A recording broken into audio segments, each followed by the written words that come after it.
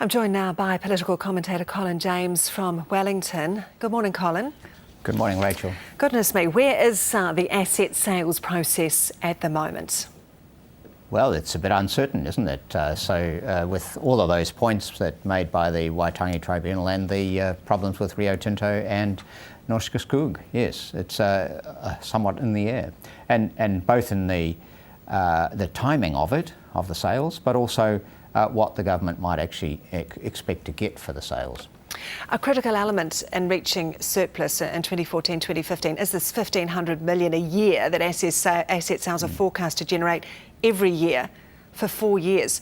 Does this mean that the government is in quite a bit of trouble here in terms of reaching that surplus target? No, I think it can do that, because a lot of that, essentially what the asset sales were a transfer of capital that is tied up in the SOEs into capital in schools and in hospitals and water storage facilities and so on. So it's essentially a capital item, but it will affect the current spending as well.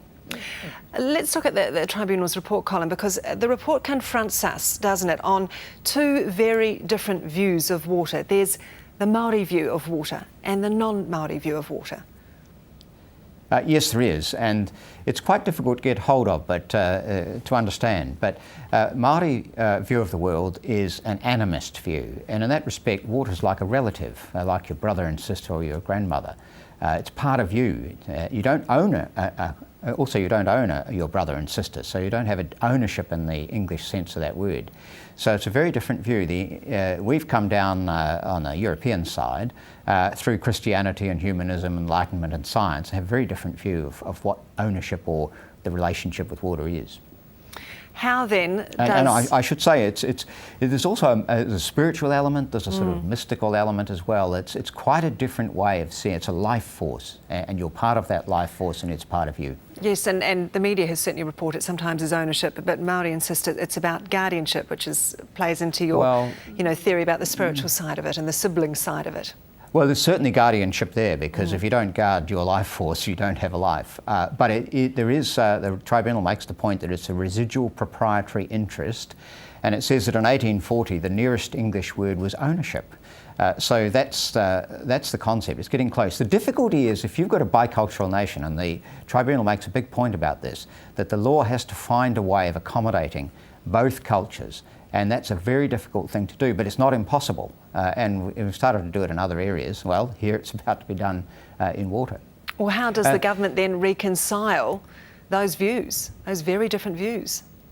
Well, it reconciles it by administrative measures and by deals with iwi and hapu. The Maita River Power itself and Contact Energy have both been able to come to agreements with iwi on geothermal energy. There is the co-governance arrangement for the Waikato River. So mechanisms are being found that deal with both different perceptions of water and their place in bicultural nation. What do you make of Te Uraroa Flavel's optimism this morning? He seemed to suggest that, this could be reconciled. Well, from the Māori Party's point of view, it has to be. Otherwise, if it's not, and the government just goes down the track and ignores the tribunal, then the Māori Party would have to walk away, I think, from the government.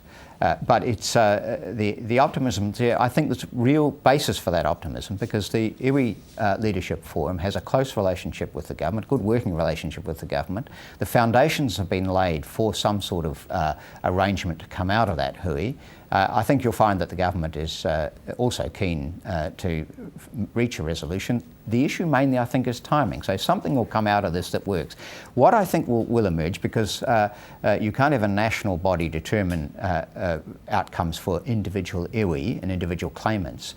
They have to do that individually and separately. But what you can produce is a framework for negotiating these things and dealing with the issues involved. And I suspect that I would probably share Te Uraroa's optimism that a national hui can do this. The issue is timing and how long it takes. And the government, the longer it lasts, it waits, the more difficult it gets politically for the government over the asset sales, which are unpopular. It wants them to start to become popular quickly.